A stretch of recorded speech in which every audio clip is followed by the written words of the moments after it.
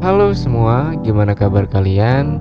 Seperti biasa, kali ini gua bakal nemenin kalian yang lagi gabut gak tahu mau ngapain dengan mengulas sebuah alur cerita film berjudul Secret, dirilis tahun 2022. So, gak usah lama-lama, kita langsung ke alur filmnya aja.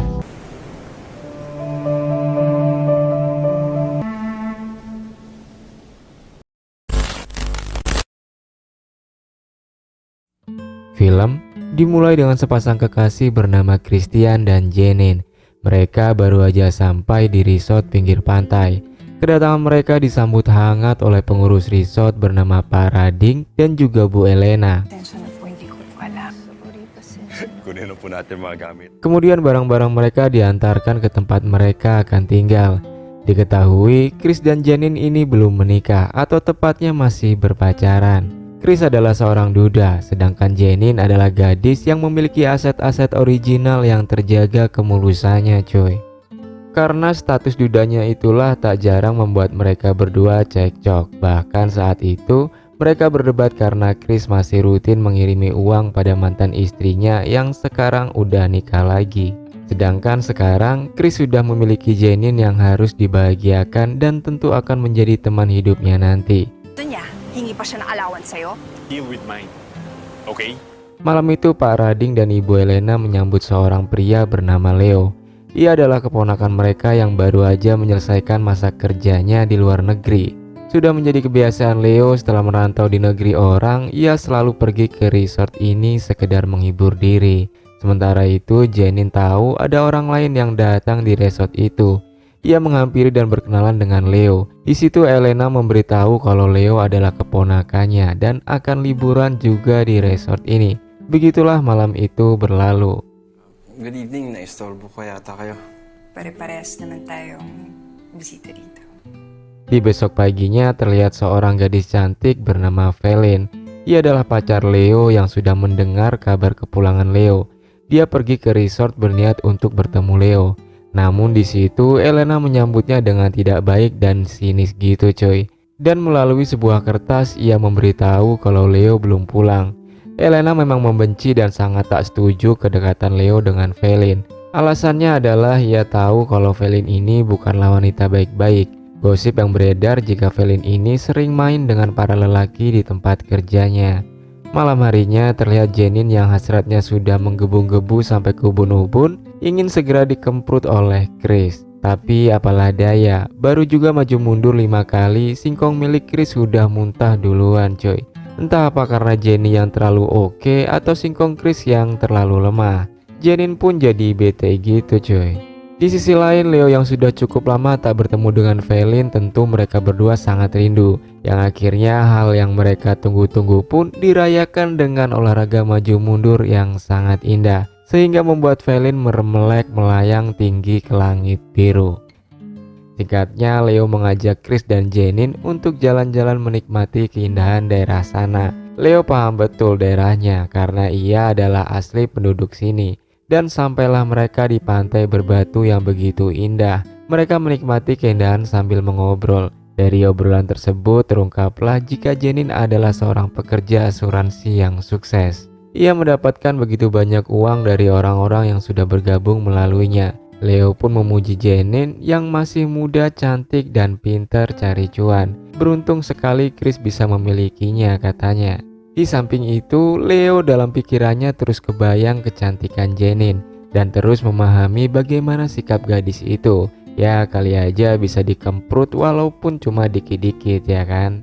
Mereka kemudian kembali ke resort. Terlihat Chris yang sedang sendirian yang lagi bengong. Kemudian datanglah Leo dan Velin menanyakan apakah Chris sibuk. Jika tidak, mereka mau ngajakin minum.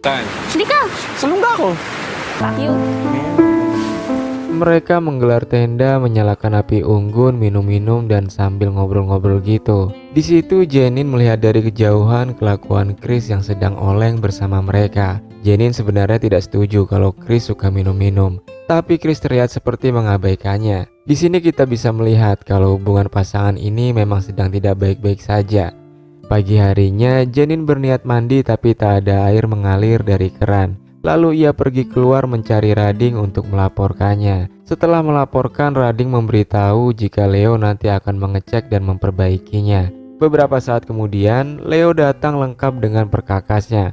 Dia pergi ke kamar mandi dan memperbaiki saluran air di sela itu. Karena kejadian semalam, Jenin berkata bahwa ia tak ingin Leo mengajak Chris minum-minum lagi.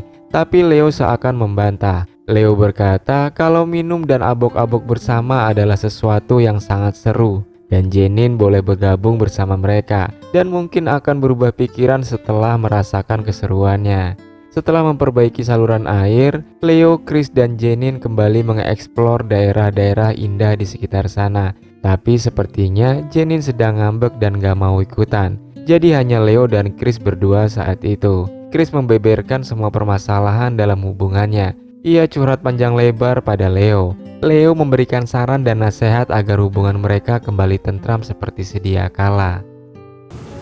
Pero after a while, feeling special lagi. Sementara itu di resort ada Felin yang membawakan makanan untuk Leo. Tapi tak ada seorang pun yang menyambutnya, sehingga Jenin pun muncul menyapa gadis itu. Dan mereka berkenalan, dan Felin menitipkan makanannya pada Jenin. Lalu Jenin masuk ke dalam memberikannya pada Elena dan memberitahu ini adalah titipan dari Felin untuk Leo. Tapi karena Elena tidak suka sama Felin, ia pun langsung membuang makanannya ke tempat sampah. Tak berselang lama, Chris dan Leo sudah kembali ke resort. Mereka bertemu dengan Jenin dan langsung mengajaknya untuk minum-minum nanti malam. Jenin awalnya jelas menolak, tapi setelah dibujuk rayu akhirnya mau juga.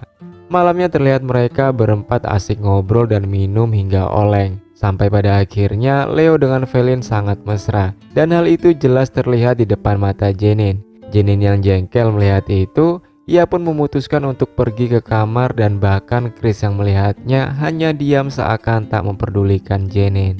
Setelah sampai di kamar, tiba-tiba ia merasakan basah di ladang gersang miliknya dan memutuskan untuk menggali serta mengaduk-aduk ladangnya sendiri. Sementara itu acara minum-minum telah usai. Felin sudah pulang ke rumahnya. Di situ Chris kembali curhat tentang perasaannya saat ini, tentang hatinya yang sedang kacau. Leo pun berinisiatif untuk memijat Chris agar rileks. Tapi yang mengejutkan, Chris bisa merasa sangat tenang dan merasakan hasratnya begitu bergejolak. Ia pun meminta Leo agar segera mencolok saluran pembuangannya.